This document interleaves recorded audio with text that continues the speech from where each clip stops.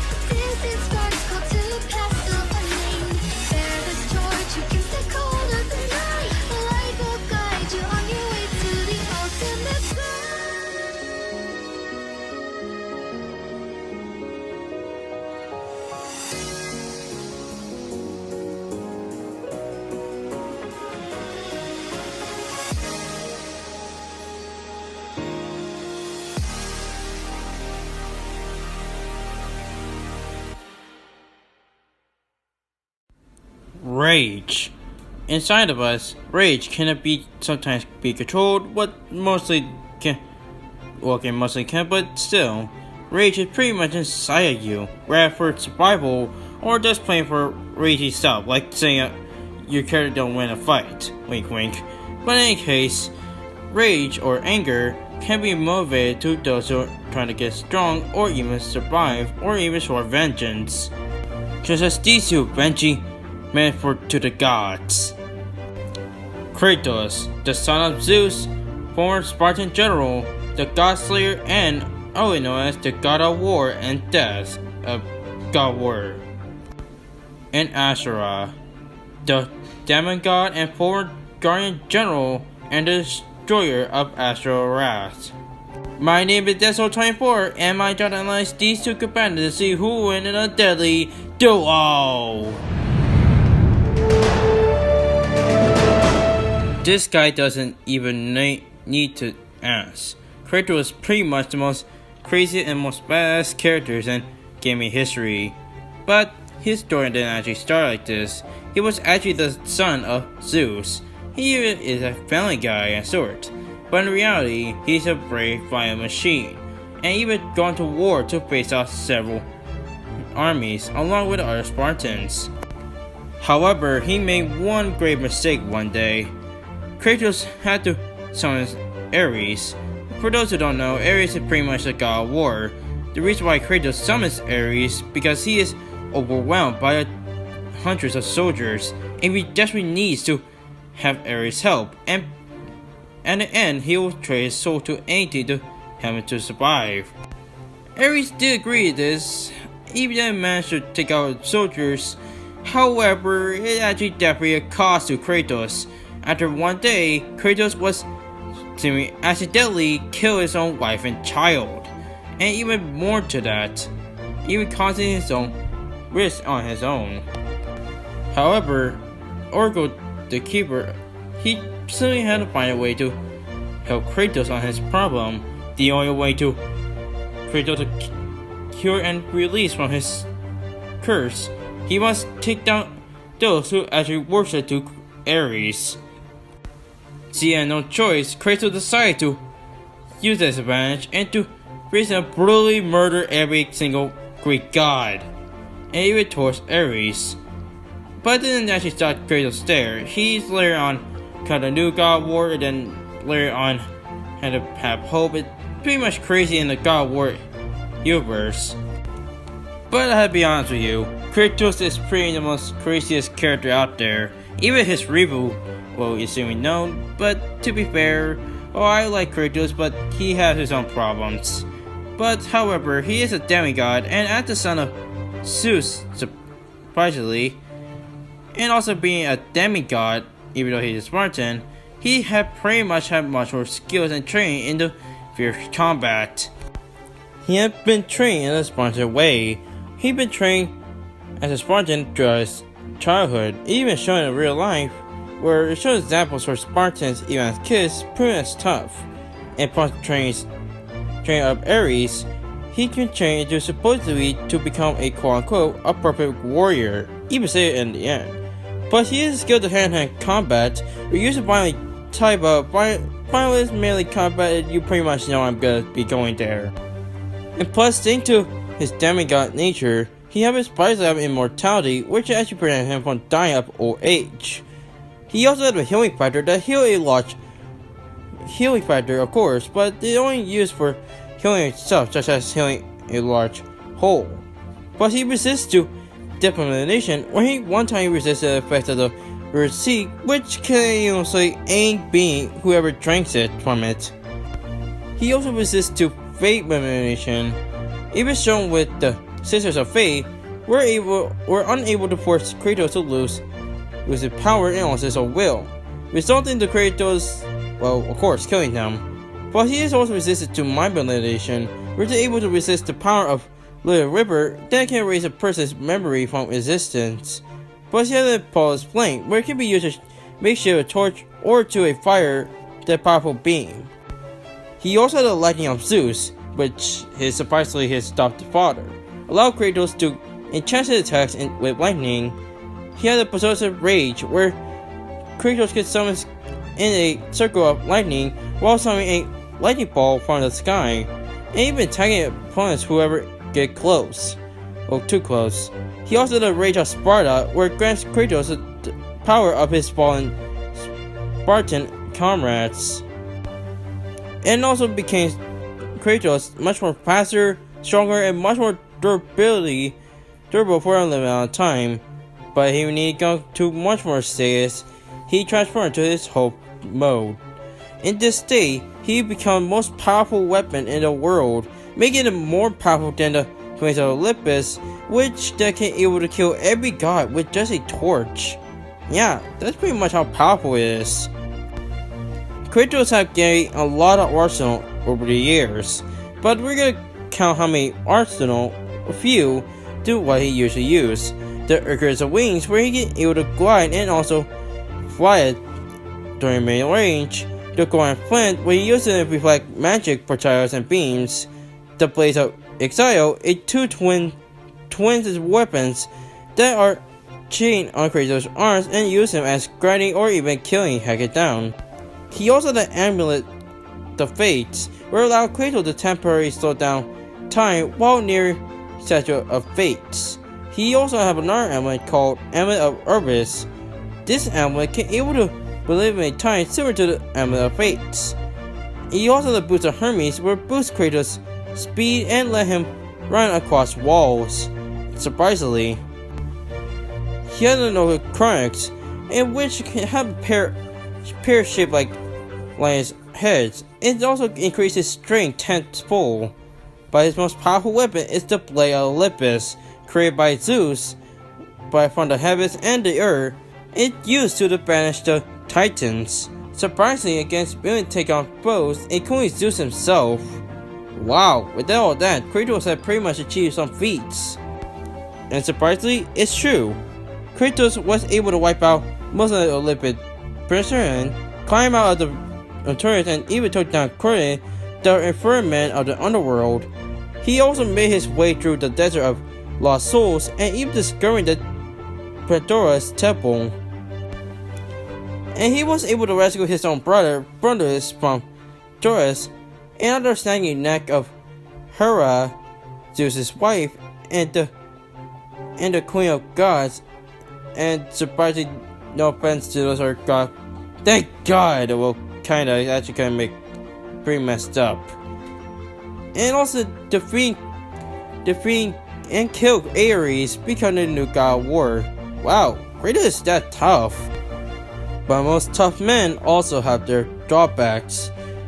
Sometimes his rage can be his god's own judgment that even forces him to make a rash decision, such as making a deal with Ares. He also very vulnerable to illusions, especially ones who involve his own family.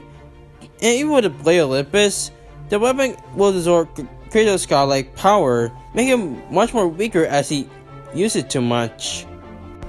But outside his flaws, Kratos proved time again that he is no Spartan you cannot face with. This Spartan is proven why he's the ghost of his people. He is proven time again and even avenging and even battle out the Greek gods. In the end, this is one Spartan you cannot rage at, because if you do, you will fear the wrath of the Ghost of Sparta. I was trying to make you a great warrior. You succeeded.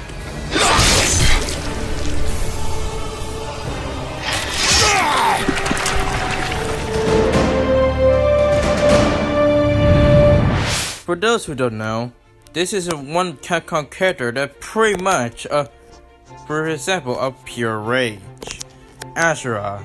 Basic enough, for those who don't know about this character, he is ruthless and willing to do anything it takes to save his daughter. However, those who are wondering how he all started, well, let's just start in the beginning. He was started as a Guardian, or basically a Guardian General. He led the army and eventually helped us save the war, along with support of his emperor and including his rival. I forgot his name, but still. Anyways, Asura life became calm and peaceful for a living until he came home, where finally his life can finally put to rest, and even retired to join his wife, including his own daughter. However, he later sent to the emperor to speak a little talk. Basically, everything could seem great about it, right? Yeah, you're right. It basically didn't end well. You see, that Asura have found the emperor dead and was been accused as the murderer for the emperor's death, laying as a fugitive to the empire for killing the emperor. Worrying of his much, he trying to find his own family. Unfortunately, he discovered his own wife died and his daughter was taken. Asura was furious and finding what happened and what's going on with the truth. The truth is that turned out his daughter was actually been a source and based on his own ally. Sorry, I cannot pronounce his name. Basically turned against him and even helping out one member, which is a founder named Sergei. Or did I say it right? Anyways, he planned to purge the world, and in order to do that, he must take out the biggest threat, Asura. After taking down Asura swore vengeance against Asura, what he had done for even capturing his daughter. In result, Asura became the most raging being in Capcom history, and swore against those who dared to try to hurt his daughter or even join those who against him.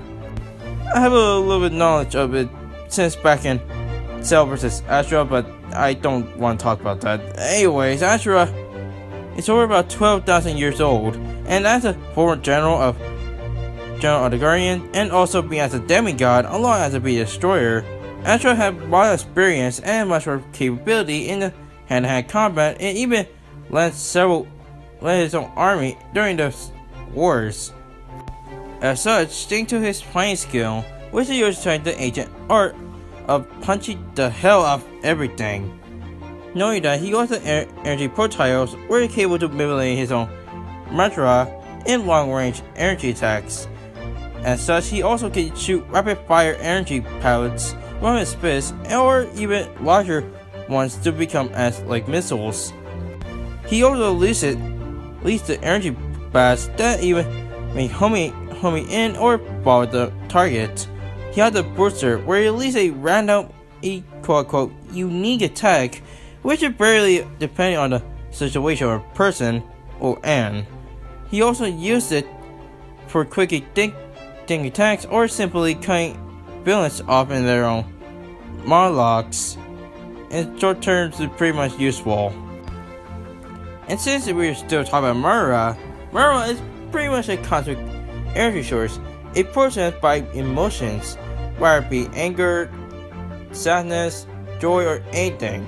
It's either from the source of the mortals or from prayer, in which Amura in its full form composed a pure mantras, those were being wrath, greed, lust, pride, mercy, and softened.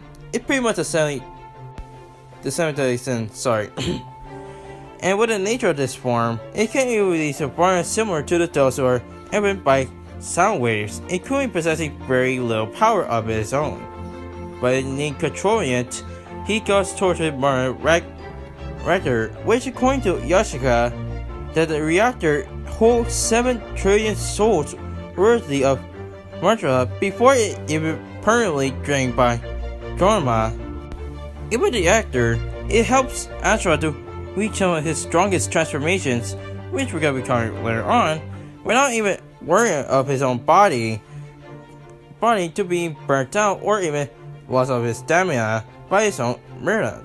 To be honest, it's actually kind of really good strategized and really good at it. I mean, kind of like a battery, but personally, you need it lasting longer so you cannot run out.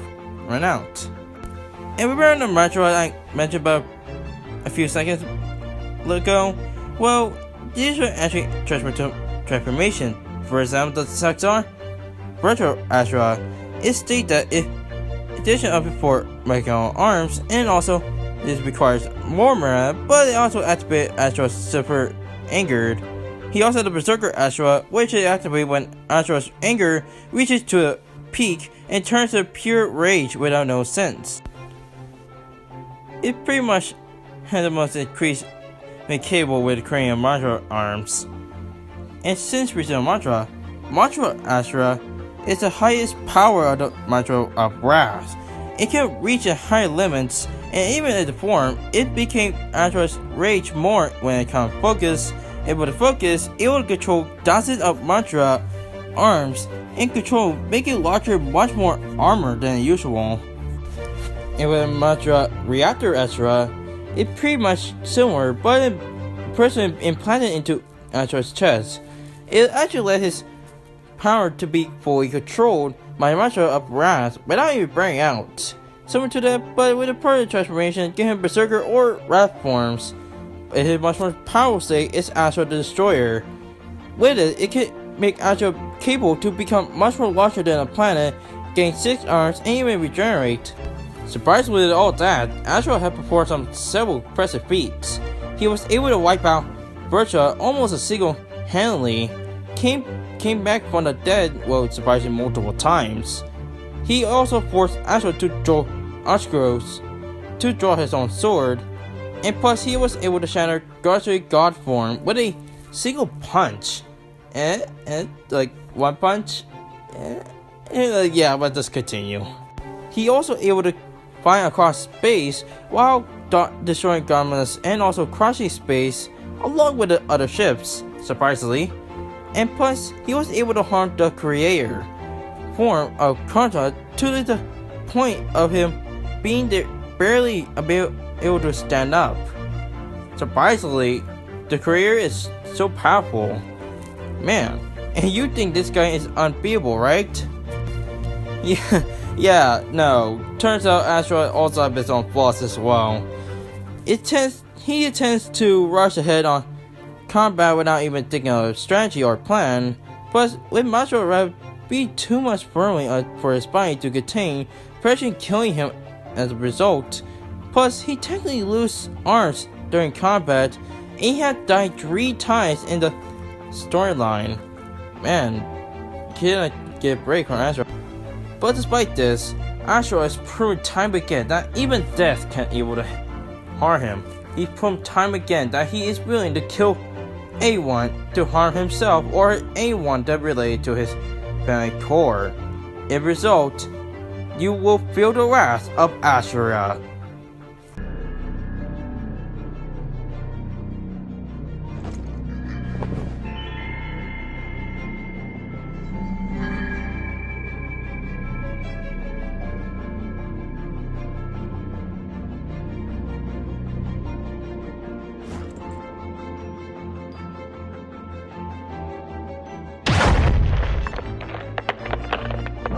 I refuse. Alright, comparisons have been done, analyzed. Before I reveal who's the winner, let's go see the results. You guys ready, shall we? Let's go!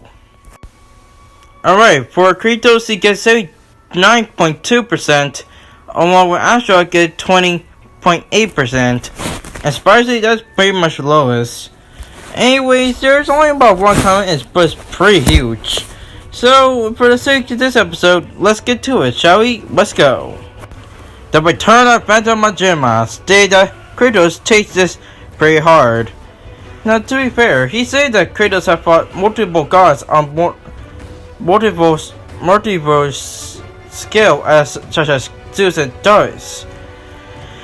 And then went on to state that Zeus can easily overpower Kratos and the Olympus Blade, which is slay powerful gods and kill Hermes. It's pretty interesting. It's also stated that Kratos is faster to magic Ares and the sisters of Fate, Hermes, and also fear Zeus. And to be fair, he said that who is suppressed the speed of light. And it's pretty interesting because, I mean, what do you expect from a God Slayer? Yeah, that's a pretty good, interesting fact, Phantom Majima. But anyways, let's get to the winner. And the winner between the two raging men who swear vengeance to the gods is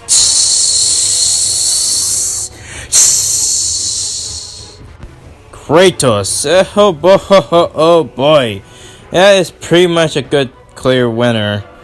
But I feel like they're putting out Asura Wrath fans gonna be angry at me.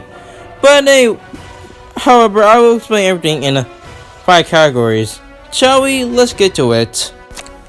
Now, this is actually pretty hard to tell which speed branch I should give it to. While both of them have fought many of their opponents, which at best have be a light, it's pretty hard to tell which one. Although ever get any chance, Asura get the speed advantage. While Kratos have faced off several foes in speed of light, Asura did as well, but the only difference is, he surprisingly got much faster than Kratos. While I do admit, there are some air speeds, but in the end, I had to give the speed advantage to is Asura. However, for the strength advantage I can give to is Kratos.